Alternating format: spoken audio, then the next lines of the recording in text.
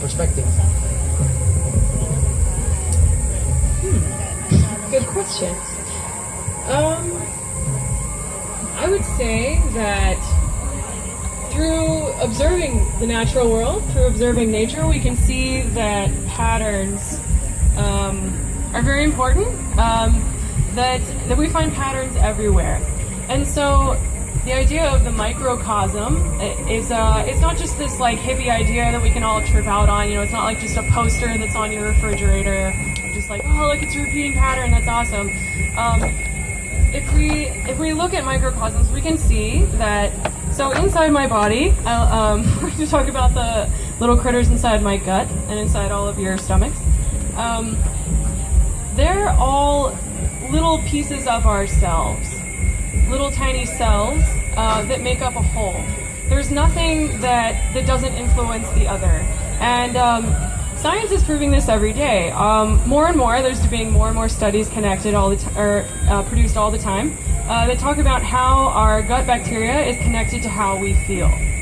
So the things that people are sensing out or have sensed out intuitively through spiritual practice and through religious practice throughout human history are, you know, they have some flaws, and I have some qualms with those, and, you know, nothing's perfect, but, you know, intuitively, like, things kind of metaphorically find their way. There's truth in the poetry of people who lived thousands of years ago, right? When they talk about patterns and when they talk about microcosms. So if we look at things that are really, really small, and then we zoom out, things that are really big mimic those things. And so when we look at our communities as kind of a body, or if we look at the earth itself as a larger body made up of tiny little cells, there's nothing that doesn't touch. And so it would be, you know, it's great if you want to move to a farm in the middle of nowhere and you want to grow your own vegetables and you want to live your own peaceful life and have your own little family and your own little bubble. But if your goal is to be really effective and you have a deep, real love for this earth, then you can't just stop there. And I know there's a healthy limit that everybody can only do what they can do, but we can't think of our communities as little bubbles. We can't think of our houses or our farms or our projects as these little cells that don't touch. And we can't turn away from things like politics. We can't truly turn away from things like direct action. And that's why I personally define business and why we look at our business as a form of direct action, because everything is interconnected. You know, Josh talks a lot about Fukushima. That's like his mantra personally, probably every day is Fukushima, Fukushima, Fukushima. You know, for those of you who don't know, Fukushima is the nuclear reactor that was destroyed in Japan that's now continuously leaking irradiated water into the Pacific Ocean. So even though that's a really unpleasant thought, and we don't want to think about that all the time, that's real. That's really, really real. And that's a part of the world that we're living in, and we can't turn away from that. So when I'm in my permaculture haven, my little paradise in Costa Rica, water goes everywhere. The natural world is the thing that teaches us the most about reality, because everything is made of the natural world, right? So if we think about the earth as a body, then what's the blood of the body? It's the water, right? Which goes everywhere. And so if the earth, to use a metaphor, lots of people like to genderize the earth and say Mother Earth. If Mother Earth is bleeding in Japan, over here in Costa Rica, that's going to reach me eventually. And if I am living on the Pacific coast of the United States, that's going to reach me. So if I bury my head in the sand and I say, this doesn't matter because it's far and I can't do anything about that, then whether or not I like it or I acknowledge it, I live in that world. Which brings me to another point. I think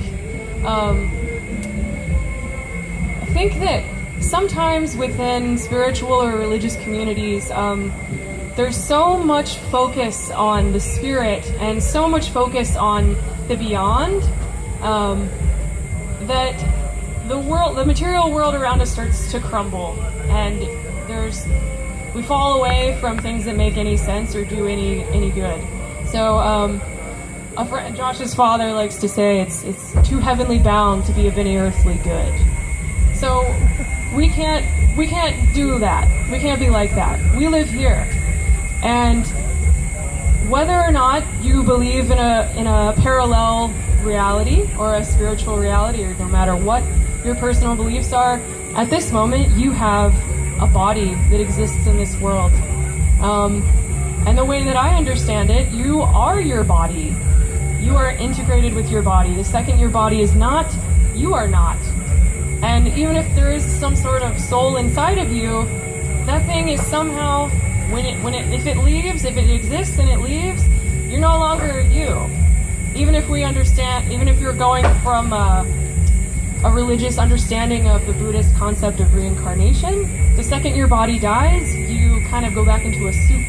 And you carry with you your identity, your temporal identity, but you're gone, right?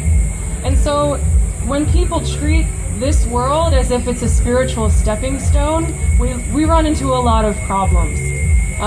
Because we don't just live in spirit. If we concentrate so much all the time on how we're stardust, then we lose sight of the fact that we're also manure.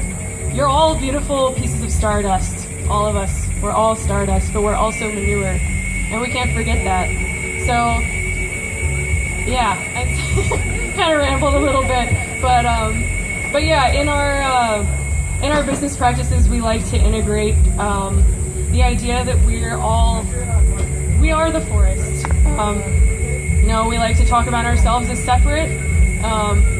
Hey, what's up? A phrase that I hear a lot is "save the rainforest." That's a slogan that we like to get behind. Yeah, save the rainforest. And of course, we want to protect the rainforest. But what if we think about not as protect the rainforest, but what if we think about I am the rainforest, and I am the rainforest that is the part of the rainforest that is most recently emerged into thinking. And so when I protect the rainforest, I'm protecting myself. What if we do that instead of thinking about ourselves as separate? And what if our businesses and everything that we do in our daily life can reflect those ideas? That would be a form of spiritualism that I could definitely get behind.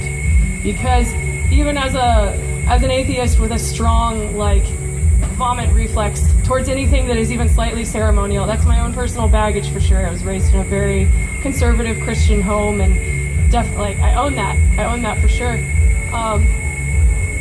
But, whatever gets the forest planted, if talking to trees gets the forest planted, let's talk to the trees.